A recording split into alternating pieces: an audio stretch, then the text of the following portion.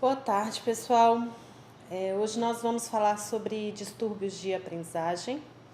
Meu nome é Sofia Gomes Mustafé, eu sou psicóloga, sou especialista em terapia comportamental, sou psicopedagoga clínica, tá? Atuo como psicóloga na área clínica.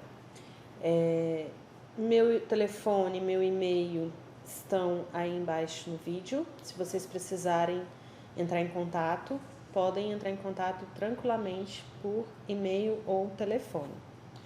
Eu quero ativar o meu... Bom, vamos lá. Nós vamos falar sobre distúrbios de aprendizagem.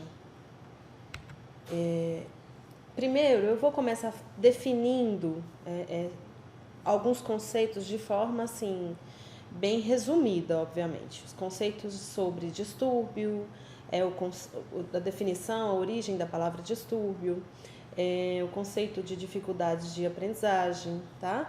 A gente vai passar rapidamente pelos conceitos e depois nós vamos entrar no que são alguns distúrbios mais de fato que mais aparecem, que mais a gente vê em consultório ou no ambiente escolar, né, ou num ambiente de alguma instituição da área da saúde aí, tá? Então vamos lá, definições e conceitos. A palavra distúrbio tem origem, o radical tubari da palavra distúrbio significa uma alteração violenta na ordem natural. O prefixo dis, né? O prefixo dis na palavra distúrbio significa alteração com um sentido anormal ou patológico, tá? Então, a palavra distúrbio vai significar basicamente uma anomalia patológica por alteração violenta na ordem natural. Ou seja, quando não acontece na expectativa natural, no sentido aí que nós vamos falar hoje da aprendizagem, então nós estamos falando de um distúrbio, então nós estamos falando de uma anomalia patológica, né? Uma alteração nessa ordem natural do desenvolvimento, tá bom? Bom, ainda na questão da palavra distúrbio, o distúrbio é um termo usualmente clínico, né? E que geralmente existem disfunções neuropsicológicas, tá? No distúrbio de aprendizagem, o cérebro humano funciona ou está estruturado de uma maneira diferente, de uma maneira onde vão existir alterações neuropsicológicas. O termo dificuldades significa uma desordem ou grupo de desordens que podem estar ligadas a algum distúrbio ou algum transtorno, né? Distúrbio ou transtorno, no caso, eles vão ficar como conceitos similares, tá? Palavras similares. Então, as dificuldades de aprendizagem, no caso, elas podem estar ligadas a algum distúrbio ou não. Nós vamos entender isso ao longo dessa aula de hoje. Bom, eu trouxe um conceito, são vários os conceitos sobre aprendizagem, na verdade teorias, né? Nós não vamos aprofundar na questão das teorias, mas eu trouxe um conceito sobre dificuldades de aprendizagem. O que significa, então, ou como vai ser norteado essa aula, né? A partir deste conceito sobre dificuldade de aprendizagem. Em termos geral, a dificuldade de aprendizagem se refere, né, a um grupo heterogêneo de desordens que se manifestam por dificuldades significativas na aquisição e na utilização da compreensão auditiva, da fala, da leitura e da escrita e do raciocínio matemático. Então, assim, as dificuldades de aprendizagem para nós aqui hoje, elas vão se referir há um grupo de desordens que vão se manifestar tanto a partir do momento da aquisição, como da utilização da compreensão, então, auditiva, fala, leitura, escrita e raciocínio matemático, tá? Então, dentro desse conceito, nós vamos entender os distúrbios hoje, os distúrbios de aprendizagem. Bom, condições para o aprender. Quais são as condições necessárias para um indivíduo aprender? Precisamos do órgão cérebro. Nós precisamos de um cérebro ativo, funcional, para, como uma condição para a aprendizagem, seja ela qual for, a aprendizagem escolar ou a aprendizagem natural do dia a dia. Então, o cérebro é o órgão que faz parte do nosso corpo e precisamos dele. Ele tem que se unir aos outros fatores. Quais são os outros fatores, quais são as outras variáveis importantes, né, e fazem parte da condição para o aprender? Essa figura é para representar o estudo, a escolarização, o aprender através da mediação escolar, da mediação de livros, ou de um professor, da mediação de uma pessoa, né, no caso, enfim. Essa figura é para representar os mediadores externos, né? Essa outra figura também é para representar os mediadores externos, que fazem parte da condição de aprendizagem, da condição para aprender, né? Então, nós precisamos, muitas vezes, nós precisamos do outro, da figura de outras pessoas, né, para construir o processo de aprendizagem, tá? E essa outra figura é para representar o afeto, o lado emocional, porque hoje já se sabe que o lado emocional, a afetividade, também faz parte das condições para o aprender. Então, nós precisamos ter um vínculo positivo com a aprendizagem, com aquilo que é proposto para ser aprendido, né? Sem esses 4 lados, as condições para o aprender, elas podem ser prejudicadas. Então, quando temos um vínculo negativo com a pessoa que nos ensina, né, com o que está nos ajudando a construir a aprendizagem, ou com o próprio ensino em si, nós provavelmente teremos dificuldades de aprendizagem. Só que essas dificuldades de aprendizagem relacionadas ao lado afetivo, né, elas não são necessariamente um distúrbio de aprendizagem, tá? A questão afetiva, ela vai fazer parte das condições para o aprender, é necessário, porém não trata-se necessariamente de um distúrbio de aprendizagem. Dentro desses 4 lados, aquele que realmente influencia na causa para um distúrbio de aprendizagem seria o órgão, o cérebro humano. E é dele que nós vamos falar mais um pouco hoje. Nós vamos aprofundar mais, então, neste lado, né, nesta variável para as condições do aprender, ok? Bom, quando a gente fala de distúrbios, geralmente a gente pode levar em consideração distúrbios no sistema nervoso central, né? Então, o que afeta, o que um distúrbio do sistema nervoso central se relaciona? Está relacionado à aquisição e o uso da audição, da fala, da escrita, do raciocínio lógico, do raciocínio matemático, do raciocínio motor. Então, todos esses tópicos aqui fazem parte do sistema nervoso central de alguma forma. e elas vão estar relacionadas a disfunções a partir do momento que existe alguma alteração, tá? Então vamos ver por que acontecem, quais são as possibilidades de alterações no sistema nervoso central. As possibilidades de alterações do sistema nervoso central, as possíveis causas, são através de lesão cerebral. Essa lesão pode ser congênita, pode ter nascido com essa lesão ou pode ter sido adquirida ao longo da vida, tá?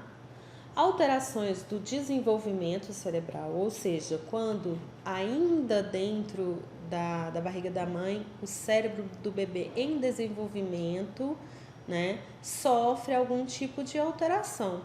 E essa alteração pode ser tem N variáveis, né? Algumas a gente não consegue nem realmente detectar um ponto específico. Por exemplo, o que seria pontos específicos de alteração que podem afetar a alteração do desenvolvimento cerebral? Há pouquíssimo tempo, e ainda está se falando muito, da questão do Zika vírus. Então, o Zika vírus, as pesquisas já estão indicando, né, que na gravidez, durante a gravidez, o bebê pode ter uma alteração, e aí onde se verificou a microcefalia e etc. Então, a microcefalia vai apresentar alterações, né, no desenvolvimento do cérebro daquela criança. Mas existem algumas alterações que nem sempre podem estar, a gente consegue relacioná-las diretamente com alguma questão, com alguma variável externa, como por exemplo um vírus, né? Enfim, durante as entrevistas com os pais, por exemplo, na hora da primeira consulta, para uma avaliação psicológica ou psicopedagógica, a gente sempre pergunta sobre a questão da gravidez, do parto e etc. Justamente para tentar verificar se há possibilidade de alguma variável durante a gravidez, durante o parto, ou com relação à hereditariedade, né, fazer parte de uma alteração do desenvolvimento cerebral, tá? Outra possível causa é a hereditariedade. Tá bom? Bom, dentro do sistema nervoso central, dentro do órgão do cérebro, existem os processos neuropsicocognitivos. Dentro dos processos neuropsicocognitivos estão destacados o processamento perceptivo ou as gnosias, o processamento psicomotor, ou também chamadas praxias, e o processo de atenção, de memória, de pensamento e de linguagem. Alterações em qualquer um desses processos, né, podem levar a dificuldades, podem levar a distúrbios de aprendizagem? Podem. E é isso que a gente vai enfatizar daqui para frente, tá? Quais são os distúrbios de aprendizagem que podem estar, que as pesquisas já indicam estar bem relacionados a, por exemplo, gnosias e praxias, tá? O que são gnosias? É o reconhecimento, basicamente é o reconhecimento de um objeto, de um estímulo, por meio de uma modalidade sensorial. Então, nós temos as modalidades sensoriais visuais, auditivas, olfativas e táteis, né? Então, a gente percebe o mundo através do tato, através da visão, através da audição e através do olfato, do paladar também, né? Esqueci aí do paladar. Mas, enfim, nós percebemos o mundo através desses órgãos do sentido. À medida que esses estímulos são captados pelos órgãos do sentido, eles são processados dentro do nosso sistema nervoso central. O estímulo é captado na modalidade sensorial correspondente e é interpretado pelo sistema nervoso. Qualquer alteração nessa interpretação, né, poderá corresponder a um distúrbio. Poderá corresponder a um distúrbio de aprendizagem, ok? Transtornos da percepção, as agnosias. Então, quando a gente fala que ocorreu uma alteração na interpretação, na verdade, não na captação. Captar significa que o estímulo entrou em contato. Eu vejo a TV aqui na minha frente. O estímulo TV entrou em contato com a minha visão. Eu captei através da visão esse estímulo. Eu falo TV porque eu sei, eu aprendi isso. Aprendi que esse objeto se chama TV, tá? O que acontece na agnosia, que é o transtorno da percepção? O indivíduo, a pessoa, consegue perceber, consegue saber que tem um objeto ali. Um objeto quadrado, um objeto com as bordas laterais pretas. Ele faz toda a descrição do objeto, mas ele não consegue processar a informação de o que é aquele objeto e responder a essa informação, né? Então, na agnosia, o estímulo sensorial ele ficou errado. Chegam, mas não se reproduzem em respostas. Então, ou seja, eu percebo, eu sei que tem um objeto na minha frente. Às vezes eu consigo descrevê-lo em as partes, falar da cor, falar até da função, para que serve, mas eu não consigo responder o nome, falar o nome, mesmo e principalmente as agnosias se representam, se caracterizam por isso, porque a pessoa já aprendeu sobre aquele objeto, já sabe o nome daquele objeto, né? Mas ela não consegue falar o nome daquele objeto.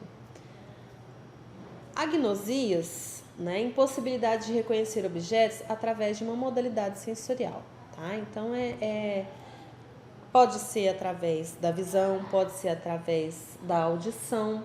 Eu escuto o nome do objeto, mas eu não, ou escuto o barulho de um objeto, mas não sei reproduzir o seu nome, tá? Bom, as praxias. As praxias tratam-se do processo psicomotor. Então, nós vamos falar de motricidade, de psicomotricidade, né? O processo psicomotor responsável pela execução de atos voluntários, aprendidos durante a vida. Então, eu aprendo a comer, eu aprendo a me vestir, eu aprendo a caminhar, por exemplo.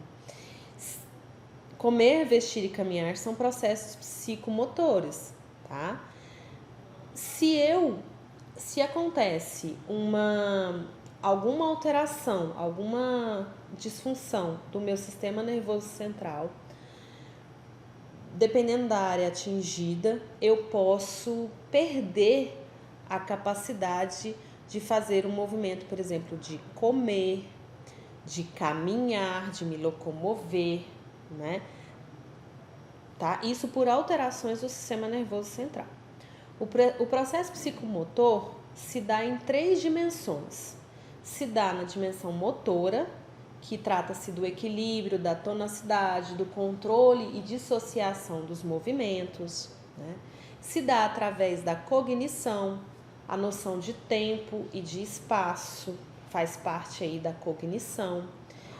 Se dá através da função afetiva também, da dimensão afetiva, que está relacionada à forma como cada um aprende, né? Ou seja, o afeto nesse momento é importante porque eu preciso ter afetividade com o processo de aprendizagem. Se é prazeroso, provavelmente eu vou ter uma aprendizagem melhor e mais funcional e mais dinâmica. Se eu tenho uma afetividade desfavorável, né, não é prazerosa, a aprendizagem vai ficar um pouco mais complicada, vai ficar um pouco mais difícil. Então, a afetividade está dentro, por exemplo, das praxias também, né? Faz parte dessas 3 dimensões da questão das praxias, do processo psicomotor. Tá, e aí, vamos falar então, eu vou dar alguns exemplos de situações, né, no caso aí de crianças, mas podem ocorrer em adultos, mas eu vou focar mais na questão das crianças, por se tratar do tema dificuldades de aprendizagem, e geralmente quando a gente fala de dificuldades de aprendizagem, a gente está falando mais sobre crianças, sobre o processo de alfabetização e etc. Então, olha só, crianças que iniciam o processo de alfabetização sem possuir as noções de posição e orientação espacial, que vem da questão psicomotora que a gente acabou de falar, né? Um processo, uma dimensão cognitiva do processo psicomotor. Podem apresentar os seguintes problemas de aprendizagem. Então, essas crianças que chegam na escola durante o processo de alfabetização, sem muitas noções de posição e orientação espacial, elas costumam confundir letras que diferem quanto à orientação espacial, né? Olha só, que diferem o B do D e o P do Q. Isso hoje em dia está acontecendo muito, né? Eu pego muitos casos, muitas crianças que têm essa dificuldade. Lembrando que essa dificuldade, num determinado período da vida da criança, ela é normal. Depois, que já é aqui no caso da alfabetização, no momento da alfabetização, na idade esperada para a alfabetização, isso aqui já não é mais esperado, então passa a ser chamada de dificuldade. E poderá estar relacionada a algum distúrbio. Poderá. A gente tem que investigar para saber se está relacionada mesmo a algum distúrbio ou não. Por que às vezes não está relacionado a algum distúrbio? Porque às vezes foi apenas falta de estimulação mesmo para essas noções de posição e orientação espacial, né? Depois eu vou mostrar para vocês alguns exemplos até de atividades lúdicas, de brincadeiras que propiciam essas noções de posição, noções de orientação espacial e outras noções importantes para o desenvolvimento infantil, tá? Então a criança pode confundir o B com o D e o P com o Q.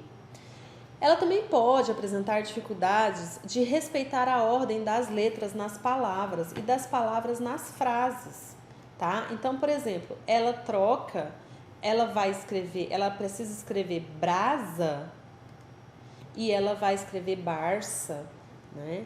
Então, ela escuta brasa, na hora de reproduzir para a escrita, ela inverte a posição das letras e aí fica uma palavra diferente, né?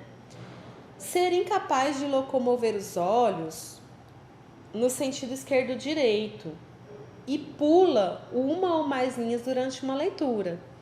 Então, aquela criança que já alfabetizada, já está lendo e ela tem essa dificuldade na hora da leitura, ela começa a ler uma linha e de repente ela já vai para outra linha lá embaixo ou para o meio ou fica catando, ela não consegue ordenar as palavras numa linha para formar a frase, né? E aí isso já faz parte assim de um distúrbio de aprendizagem, tá? O que mais que ela pode apresentar? Ela pode apresentar na escrita, não respeita a direção horizontal do traçado. Então, o traço dela na escrita não vai sempre na horizontal. Tem dificuldade de manter o alinhamento horizontal. Ela sobe, ela desce, né? Ela faz giro de folha. Olha lá, está falando aqui embaixo, não respeita os limites da folha. Então, ela passa a margem, muito para frente, muito para cima, muito para baixo. Faz giro, rotação da folha, começa com a folha em pé, de repente a folha já está deitada, né? A postura física da criança também durante a atividade de escrita ou de leitura também pode estar relacionada. A criança deita, a criança se vira, a criança se torce o braço, pega no lápis de uma forma disfuncional, incorreta, né?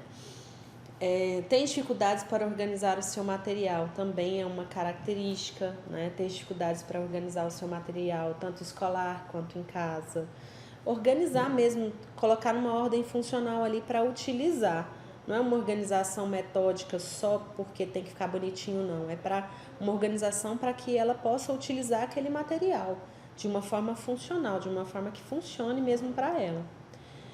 Com frequência, ela esbarra em pessoas e objetos. Então, uma criança um pouco assim mais estabanada, que não está tendo controle do seu corpo, não é bem um controle, mas ela não está sabendo a dimensão do seu corpo em relação às outras pessoas ou aos outros objetos. Então, ela esbarra muito, né, nas pessoas, nos objetos. Ela já tive relato de crianças que caem muito, né? Então, tem um tônus muscular e uma dificuldade espacial muito grande, aí elas caem muito, vão correr e caem, ou tá andando, tropeça e cai, tá? Bom, como é que se definem os distúrbios de aprendizagem? Os distúrbios de aprendizagem, eles são definidos, eles são classificados através do manual de categorização, né, dos transtornos mentais, dos distúrbios mentais. Então, é através do CID-10 ou através do DSM. Eu trouxe hoje a definição do CID-10 para transtornos de aprendizagem. Lembrando que a palavra transtorno de distúrbios agora para nós aqui está se relacionando, tá? Então, no CID-10, o transtorno de aprendizagem é definido como um desempenho na leitura, na escrita e na matemática abaixo do esperado para a idade e escolaridade daquele indivíduo, daquela criança ou daquela pessoa adulta. Também precisa ter essa característica, dificuldades relacionadas ao processo cognitivo, ou seja, aos processos linguísticos, aos processos de atenção, de memória ou a combinação destes todos processos, né? Também, para ser classificado como transtorno de aprendizagem, precisa estar ausente o retardo mental ou algum outro tipo de deficiência visual ou auditiva. Por quê? Porque se estiver presente, se já foi diagnosticado como um retardo mental, então não se classifica dentro de um distúrbio de aprendizagem. Aquela dificuldade que ele tem está dentro da classificação que já foi recebida, do diagnóstico que já foi recebido de retardo. Ou se tiver uma deficiência visual ou uma deficiência auditiva, poderá também ter uma dificuldade de aprendizagem, que até se parece com algumas questões dos distúrbios de aprendizagem, porém a deficiência visual não causou o distúrbio não causou a deficiência. Na verdade, a deficiência visual pode levar, dependendo como ela for conduzida, a algumas dificuldades em relação à aprendizagem, tá? O nível de instrução também precisa estar adequado. Não adianta, por exemplo, como eu já peguei casos de uma criança, por exemplo, que não teve um nível de instrução adequado, morou em acampamento durante muito tempo, acampamento sem terra, e eles lá não tinham condições de oferecer um ensino adequado. Então, ele estudou pouco, ele teve pouco contato com os estímulos relacionados ao estudo, né? Então, ele chegou para mim apresentando muitas dificuldades de aprendizagem. Mas como fazer uma avaliação e determinar que essa criança realmente apresenta um distúrbio de aprendizagem se ela não teve o nível de instrução esperado até aquela idade? O nível de instrução adequado e esperado até aquela idade, né? Então, aí o que é melhor? É melhor que ela passe um tempo tendo essa possibilidade de estar num estudo, recebendo instrução adequada, para depois se passar por uma avaliação. Ou que essa avaliação seja contínua, né? Enquanto ela está, de fato, frequentando a escola ou tendo um professor que a ensine, particular que seja, orientação da família, orientação em casa, e assim fazer uma avaliação contínua para perceber realmente até que ponto aquela criança apresenta dificuldades por conta de não ter tido isso antes ou relacionadas realmente a um distúrbio, tá bom? Bom, vamos falar então de alguns distúrbios relacionados à questão da aprendizagem, né, que podem interferir muito na questão da aprendizagem. Temos o transtorno da linguagem expressiva. O que significa isso? Quais são as características deste transtorno?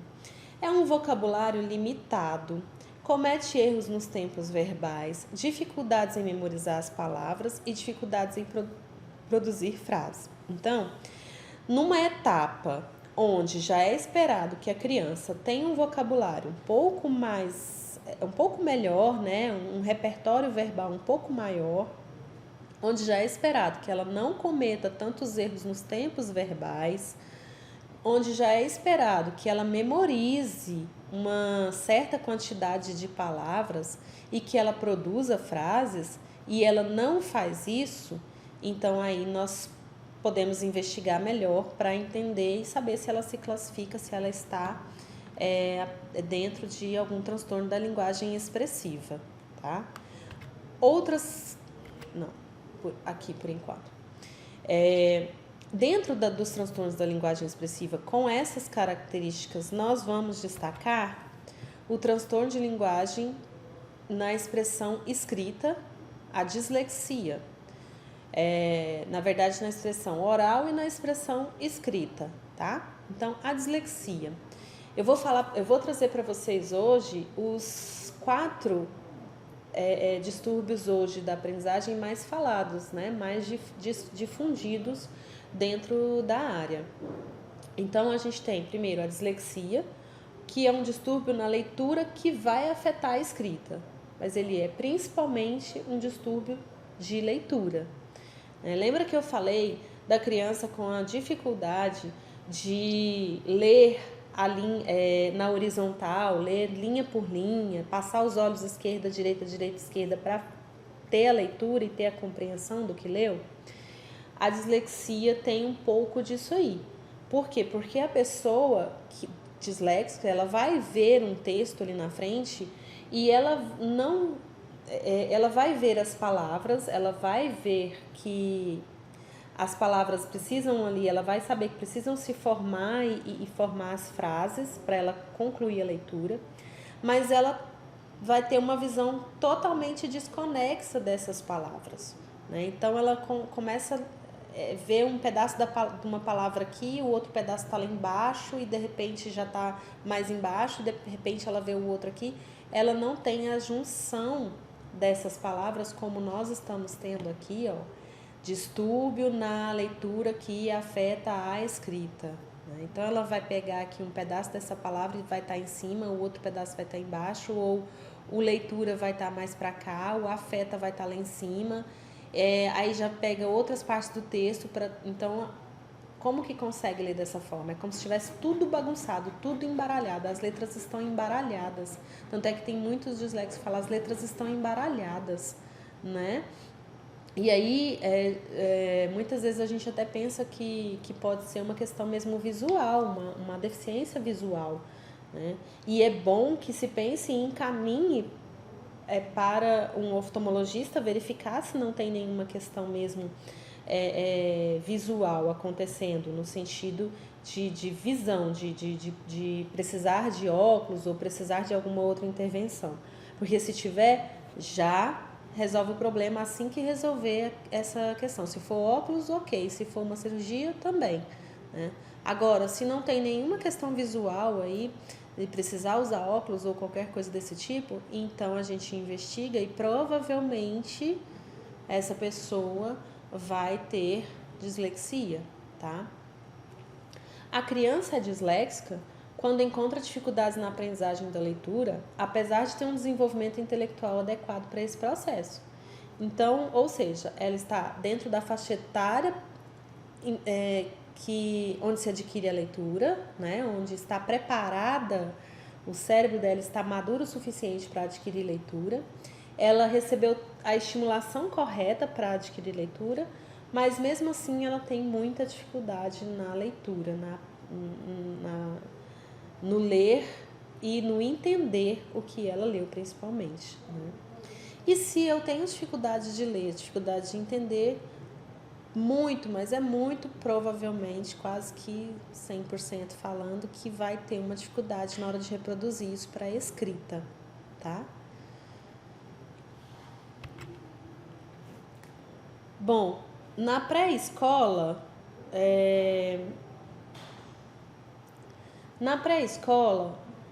o que a gente pode verificar como sinais de distúrbios de aprendizagem?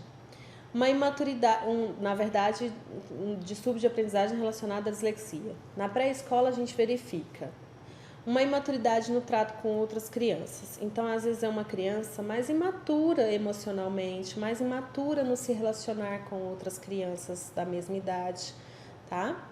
Você percebe um atraso no desenvolvimento visual. Então, se observar direitinho, vai perceber que aquela criança tem dificuldade, às vezes, de descrever o que ela está vendo, mesmo que não sejam letras e palavras, tá? Mas até objetos, ela tem essa dificuldade de fazer essa descrição. Ela pode apresentar essa dificuldade, na verdade. Um fraco desenvolvimento da coordenação motora. Então, a coordenação motora dela é mais grosseira, apesar de já estar na hora, já estar pedindo a coordenação motora fina, né? Então, ela ela pode apresentar essas características. São algumas características que nos servem de alerta, mas não definem nada ainda, tá? Na idade escolar, então, você vai perceber uma criança desatenta, uma criança dispersa, uma criança que geralmente pode fazer confusão com direita e esquerda. Isso também acontece na fase adulta. Mas vamos lá, dificuldade na leitura, como já falado, uma dificuldade em aprender outros idiomas, um melhor desempenho quando as provas são orais, quando se pergunta apenas e ela responde. Na fase adulta, as características são a dificuldade para soletrar, a memória imediata prejudicada, a dificuldade em organização no geral e o comprometimento emocional, tá? Então, na fase adulta, a gente tem algumas dessas características aqui ainda presentes, dependendo de como foi, como se decorreu o distúrbio na vida daquela pessoa, e temos mais essas outras características aqui também. Bom, o distúrbio da escrita. No distúrbio da escrita, geralmente, quando é só o distúrbio da escrita, geralmente a leitura não está prejudicada. O que está prejudicado é realmente a escrita, como a pessoa, como o indivíduo vai projetar aquela letra, vai escrever, né? Então, o que a gente tem nos distúrbios de escrita? A desortografia. A desortografia é principalmente trocas, inversões e omissões. Apresenta dificuldade em fazer associação entre fonemas, ou seja, o som das letras e os grafemas, a escrita da letra. Então, escuta uma letra, mas pensa que é outra. Escuta o som de uma letra, mas pensa que é outra e escreve, né, outra letra. Acontece muito com a confusão B e D, ba, da, pá, ma, né? Acontece essas confusões. Um exemplo, né, que eu dei ali, escuta faca, mas escreve vaca. Ou ao contrário, escuta vaca e escreve faca. Então a pessoa vai ter a dificuldade de perceber, de entender, de processar. Ela escuta o som, ela não tem problema auditivo, tá? Ela escuta o som, mas o processamento desse som é que vai estar alterado e ela vai apresentar essas trocas.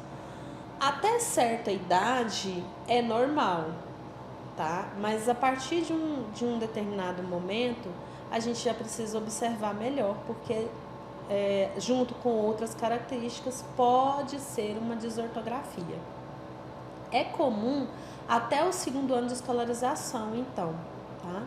Do 2º ano em diante, precisa, sim, de muita observação e, muitas vezes, de intervenção. Bom, considera-se que 90% das desortografias tem como causa o atraso de linguagem ou o atraso global do desenvolvimento. Então, se eu tenho um atraso de linguagem ou um atraso global do desenvolvimento, eu posso estar relacionado aí a desortografias. Na maioria, é de origem desconhecida. Então, as causas da desortografia, apesar de poderem estar relacionadas ao atraso da linguagem e ao atraso global do desenvolvimento, na maioria elas são desconhecidas, mas os especialistas pensam que são relacionadas a falhas no funcionamento do sistema nervoso central, né? E mais aqui eu trouxe outro conceito, por quê? Porque vem falar da questão, da agnosia, que foi o que a gente mostrou aqui nos slides anteriores, né? Sarah Paim acredita que existem problemas de aprendizagem devido a desordens localizadas dentro das agnosias, tá? Então, os distúrbios podem estar ligados, sim, às agnosias, mas também reconhece que em todos os outros casos, ou seja, o que ela fala? Naqueles que não dá para se verificar as agnosias, a dislexia e a desortografia são utilizadas apenas como um nome mais elegante para traduzir simplesmente a dificuldade para aprender a ler e a escrever. Por que ela fala isso? Porque as dificuldades para ler e escrever hoje em dia estão assim aparecendo muito, estão muito difundidas. Por um lado é bom, porque as pessoas estão se especializando mais, elas estão, por exemplo, vendo mais aulas como essa, vendo outras, fazendo cursos, os professores estão se especializando mais, eles estão compreendendo mais, então eles estão tentando observar melhor os alunos, os pais também estão tentando observar melhor os seus filhos para poder fazer a intervenção. Então, por um lado é bom. Porém, por outro lado, há uma grande avalanche de tentativas aí de diagnósticos, né?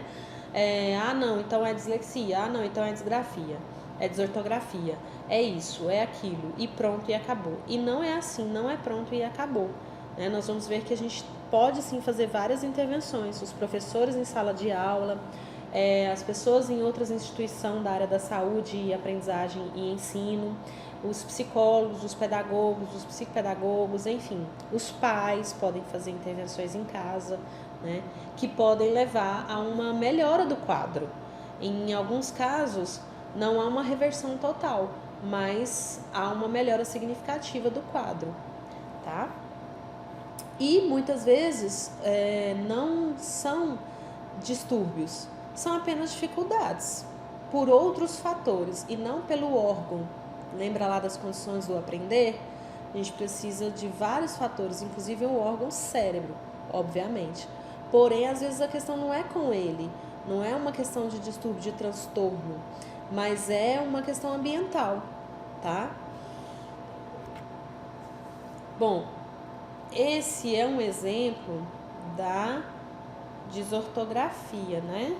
Só um minutinho aqui. Esse é um exemplo da desortografia. Na desortografia, a desortografia às vezes é confundida com a disgrafia. Eu vou falar da disgrafia em seguida, né? Mas elas têm diferença, porque na desortografia, como a gente viu aqui atrás, não estou conseguindo voltar, mas tudo bem. Como a gente viu aqui atrás, na desortografia, a pessoa ela vai confundir mais o fonema com o grafema, né? O que ouve com o que escreve. E na disgrafia, a gente vai falar mais da questão da letra mesmo.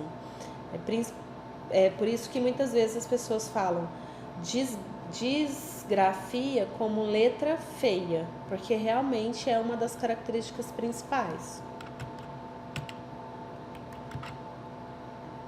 Deu BO no slide. Então tá. Então vamos falar um pouquinho da desortografia.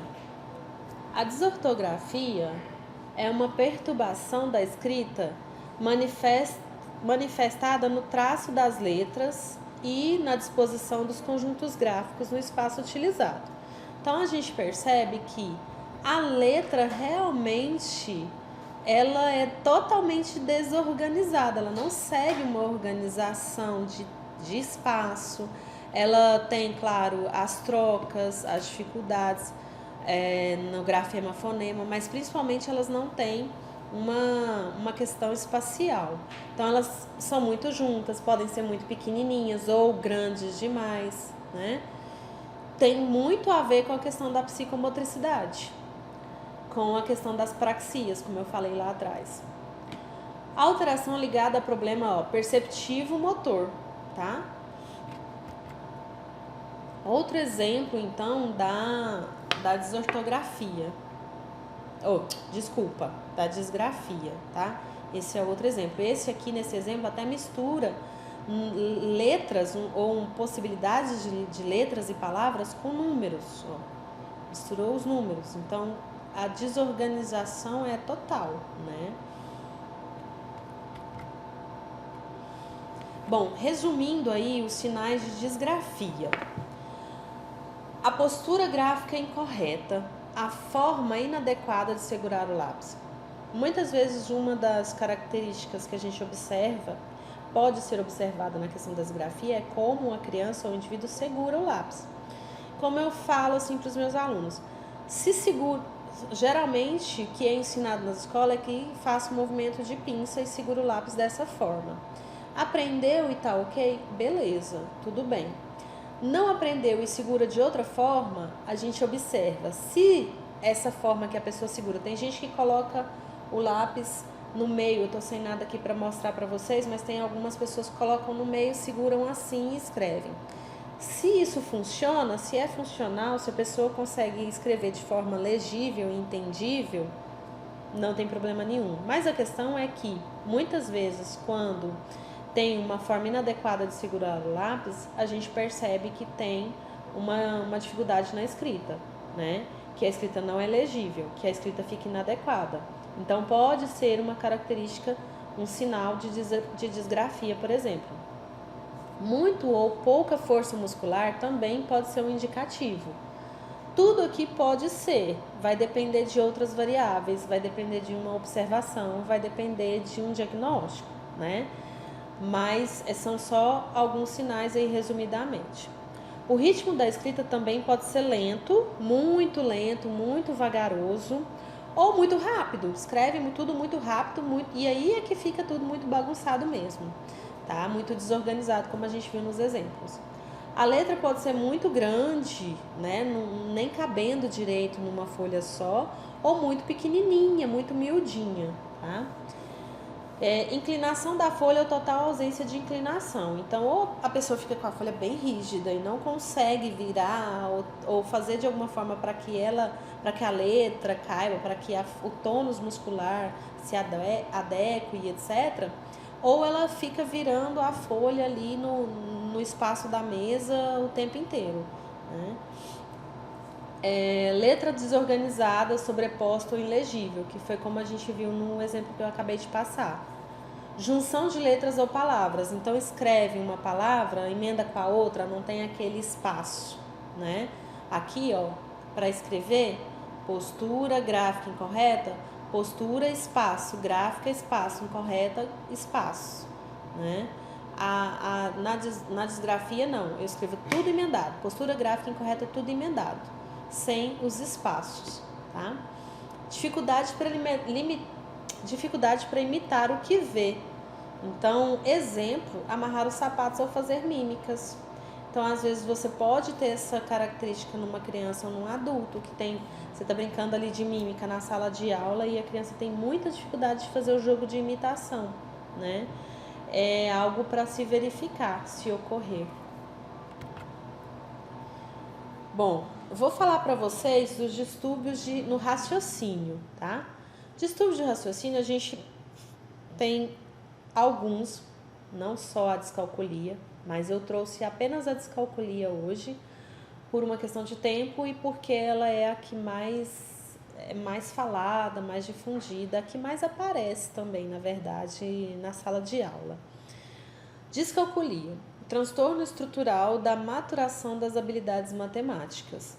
Geralmente é de ordem orgânica, cognitiva ou pode ser emocional ou os três juntos. Se manifesta pela quantidade de erros variados na compreensão de números, habilidades na contagem, habilidades computacionais e soluções de problemas verbais. Muito interessante lembrar que, geralmente, quando uma pessoa apresenta dislexia, por exemplo, que é o distúrbio da leitura, ela tem uma grande facilidade com raciocínio lógico, raciocínio matemático. Uma coisa compensa a outra, né? E geralmente pode acontecer também ao contrário, se tem alguma dificuldade na questão matemática ou já apresenta um distúrbio como a descalculia, ela pode ser passar muito tranquilamente com relação à leitura e à escrita, tá? Então, o cérebro sempre tenta fazer uma compensação, tá? Vamos ver aqui. Bom, eu trouxe algumas sugestões de intervenção relacionadas a todos esses quatro distúrbios que a gente falou um pouquinho deles hoje. O que pode ser feito? Porque eu acho que é muito importante tentar fazer alguma coisa, seja em sala de aula, seja individualmente num consultório, seja num trabalho de um pequeno grupo, seja em casa com a família. E são várias atividades que podem ser feitas tranquilamente por profissionais da área ou pelos pais. Trabalhar as trocas visuais por métodos multissensoriais, unindo a modalidade auditiva, visual, sinestésica e tátil. Por exemplo, tem um livrinho que chama Livrinho Sensorial, se não me engano. Você pode fazer em casa para criança pequena, é muito bacana, porque você cola em várias páginas do livrinho objetos, ou, por exemplo, vamos supor, eu colo ali numa página um algodão. O algodão, ele é macio e tal. Aí na outra página eu colo alguma coisa áspera. Na outra página eu colo alguma coisa pegajosa, se der. Enfim, eu faço várias colagens ali de vários objetos, de várias coisas, para aquela criança tatear, ela passa a mão, ela cheira, né? Ela vê, ela visualiza. Isso ajuda muito na estimulação dos sentidos. Se a criança está em processo de alfabetização, isso pode ser feito com as letras, né? Principalmente com relação àquelas letras que ela já troca. Então, o B com o D, o P com o Q, o M e o N. Então, eu não uso só o visual para aquela criança ver a letra e depois me falar que letra é aquela. Mas eu também uso outros órgãos do sentido daquela criança. O tato,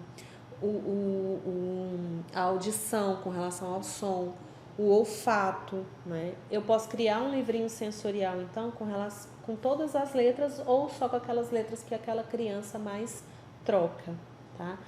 O que eu estou fazendo com o cérebro dela? Eu estou mostrando para ele que ele pode utilizar outras partes, né? Para poder identificar aquela letra, aquele objeto, tá? Eu tô dando, na verdade, eu estou dando estímulo para que o cérebro faça uma coisa que ele faz já naturalmente, que é plasticidade, tá?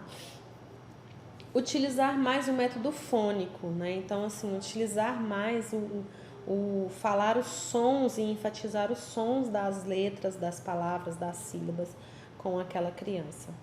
Introdução de cada letra com ênfase na relação entre nome e som. Maior tempo para copiar do quadro. Então, deixar a criança ter um tempinho um pouco maior do que o natural, do que o normal dentro de sala de aula, por exemplo. Trabalhar com canções e rimas. Então, a criança que às vezes apresenta dislexia, por exemplo, ela tem uma dificuldade com relação a rimas também.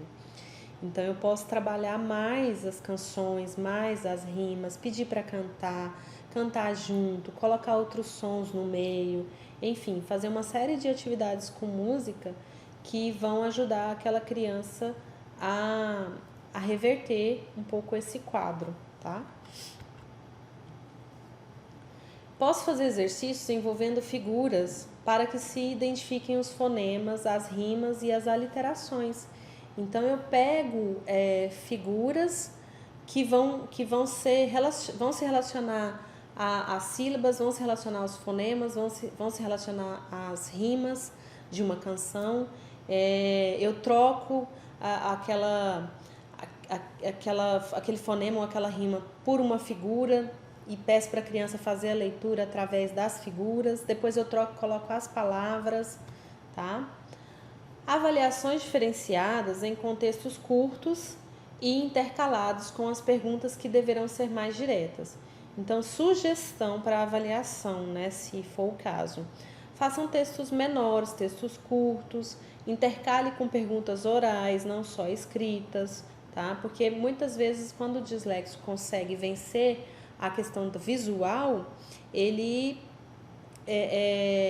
consegue verbalizar muito bem o que ele entendeu, ele realmente consegue compreender.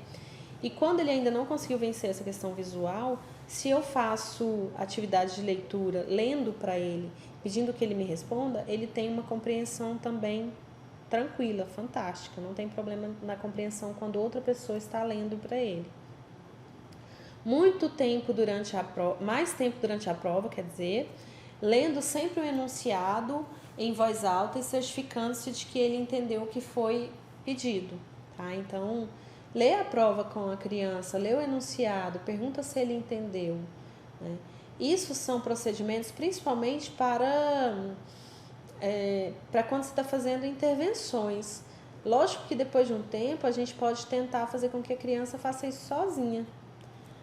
Provas orais, quando possível, também são importantes. E não tirar ponto de ortografia. Evitar tirar ponto de ortografia quando a gente sabe que ela já tem um diagnóstico de desortografia, né, de dislexia, tá? Então, aí evitar tirar ponto com relação à ortografia. É lógico, de mostrar, fazer com que a criança perceba o erro e tudo mais. Mas não sendo simplesmente punitivo nesse momento, porque isso pode afetar ainda mais o vínculo que ela tem com a aprendizagem. Geralmente, crianças que têm dificuldade de aprendizagem, seja por algum diagnóstico de distúrbio ou não, elas apresentam um vínculo um vínculo negativo com a aprendizagem, né? E isso é o que mais dificulta o trabalho de intervenção. Não exigir que faça avaliação para nota de língua estrangeira. Então, se ela já tem dificuldade de aprender o português, imagina se ela vai ter facilidade de aprender língua estrangeira, né? Então, não exigir muita avaliação valendo nota, tá? Pelo menos não numa fase de intervenção continuada. Depois que a criança já passou por um processo de intervenção, que ela realmente já apresentou uma melhora no quadro, aí eu posso até começar a pensar nessa possibilidade de avaliar por nota ou de começar a ensinar uma língua diferente. Encorajar as tentativas de escrita da criança, mostrar interesse pelos trabalhos escritos e elogiar. Então, o reforço positivo, elogiar sempre. Mostrar interesse, mesmo que aquele trabalho não esteja 100% ou como você gostaria que ele estivesse. Estimular a memória visual. Espalha cartazes de letras, de números pela sala de aula, pela casa, sem grandes exageros, obviamente, mas é bom porque a criança vai estar sempre vendo aquela letra, aquele número, então ela vai sentir uma maior facilidade. Por quê? Porque o cérebro dela vai ser obrigado a se plastificar, né? A se remodelar para aprender. A criança elaborar seus próprios postais e convites, então, em determinada fase aí das intervenções, a criança já consegue elaborar os seus postais, os seus convites, principalmente a criança desortográfica, a criança disgráfica, né? Não valorize demasiadamente os erros ortográficos, então, novamente, a questão dos erros ortográficos, não ressaltar demais. Sim, explicar, mostrar, tentar fazer com que a criança perceba que há um erro ortográfico ali, porém, sem mistificar demais esse erro, sem reforçar demais que ali ocorreu um erro e sendo punitivo. tente procurar a solução junto com a criança do erro que ela cometeu. Então, qual outra letra que podemos usar para fazer esse som, por exemplo? É uma forma de você perguntar e de você fazer com que a criança pense e lembre da letra que corresponde realmente àquele som, né? A criança traça linhas começando da esquerda para a direita, como que levando um objeto de um lugar para o outro. Então, atividades como essa, tanto em folha, comece com folhas grandes, de papel cartaz, né? Para que ela trace a linha levando de um ponto a outro, do quadro, e depois passe para folhas menores, folhas que são mais condizentes com o tamanho de um caderno ou de uma folha de papel A4, que é o mais utilizado, tá? Para que isso? Para que a criança adquira a noção de espaço, né? E isso pode começar com criança pequenininha, de 2, 3 anos a gente pode começar. É lógico que a gente vai exigir coisas diferentes em idades diferentes, mas não tem nenhum problema apresentar esse tipo de estímulo para criança pequenininha. Traçado de linhas verticais com pontos que indicam o local de saída, de cima para baixo, em outra situação de baixo para cima, sempre com um ponto de referência, como num jogo de ligar os pontinhos. Aquelas atividades bacanas, eu gostava de fazer quando era criança, de ligar pontinho para formar uma figura, para formar um desenho e depois pintar. Aquilo ali é super bacana, porque vai mostrando para a criança, vai dando para a criança a noção de espaço, tá? Labirintos onde são combinadas linhas horizontais e verticais. Então, fazer aquelas atividades de labirintos também são bastante interessantes nessa fase. Atividades com pincel, linhas oblíquas, finas e grossas. Então, o giz de cera, aquele mais grosso, aquele mais fino. O lápis de escrever mais grosso, o lápis mais fino. O pincel mais grosso, mais fino. Para a criança ter contato com isso e conseguir adquirir uma maior mobilidade aí da psicomotricidade dela. Ah, mas a minha criança passou por tudo isso, fez tudo isso lá na educação infantil e mesmo assim chegou na alfabetização com essas dificuldades. Bom, aí a gente tem que fazer uma investigação para saber se realmente ela tem algum desses distúrbios e mesmo assim essas atividades podem continuar sendo muito interessantes para ela, para que ela consiga reverter o quadro o máximo possível. Então, essas atividades valem para várias idades, né? E tendo ou não tendo um transtorno significativo ou um transtorno já diagnosticado. Completar os trilhos do trem, o corrimão da escada, obedecer os limites, tá? Desenhar um círculo pontilhado completando de acordo com o pedido, fazer círculos com a letra P, com a letra Q, com a letra B, com a letra D, né? Então começa a letra, a criança termina. Escrever com letras móveis, deixar a criança escrever com aquele alfabeto móvel. O jogo de caça-palavras, os textos enigmáticos também são interessantes. A cartela com desenhos e símbolos móveis, atividades com desenhos para substituir por sílabas para completar o nome da figura principal. Então, todas essas atividades elas podem ser feitas com a criança que apresenta um distúrbio desses que a gente falou hoje, e até mesmo com crianças que não apresentam, mas apresentam algum tipo de dificuldade, tá?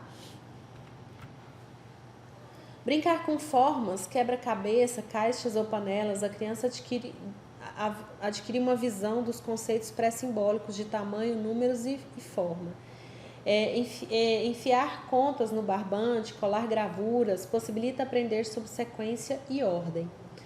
Aprende as frases acabou, não mais, muito, amplia sua ideia de quantidade. Então, aprender essas frases, né, durante a infância, a criança pequenininha, ela fala acabou, não tem mais, muito, e ela vai começando a ter noção de quantidade, tá? Mas eu posso fazer isso com as crianças maiores que não estão apresentando adequadamente essas noções. O brinquedo pega varetas, ele é bom para percepção visual, classificação, motricidade, estratégia de ação e cálculo. O brinquedo quebra-cabeça possibilita organização visual e espacial. O jogo dominó possibilita atenção, planejamento e o contar, o aprender a contar. O jogo da velha possibilita planejamento, atenção e estratégia. O jogo de trilhas promove resolver situações, problemas e desafios. Então, esses jogos aí são alguns jogos interessantes para se trabalhar com a criança, tendo esses objetivos aí de desenvolver na criança, tá? Essas são imagens de jogos. Esse que também é um jogo de tabuleiro muito interessante para trabalhar a questão dos números, para trabalhar a tolerância à frustração. Ele chama Sobe e Desce, mas também conhecido como... Tem um outro que chama... esqueci, mas é uma cobra. Enfim, mas de qualquer forma, a criança vai aprender aqui a sequência numérica, né? Ela vai construindo aí esse conceito de sequência numérica. Ela vai poder subir quando tem escada, ela vai descer quando tem escorregador. Pode trabalhar de várias formas aqui, pode até trabalhar conceitos matemáticos aqui, de soma, de subtração, de adição, do que o profissional quiser trabalhar de conceitos matemáticos aqui, ele pode fazer perguntas para a criança de quanto que é 9 mais 12, quanto que é 6 mais 7, etc. Esse aqui é o jogo cara a cara, que também é muito interessante para trabalhar todas aquelas questões que a gente já salientou aqui, tá? Bom, mais uma vez, muito obrigada pela audiência de vocês e a paciência. Eu espero sinceramente ter ajudado. Qualquer dúvida é só falar.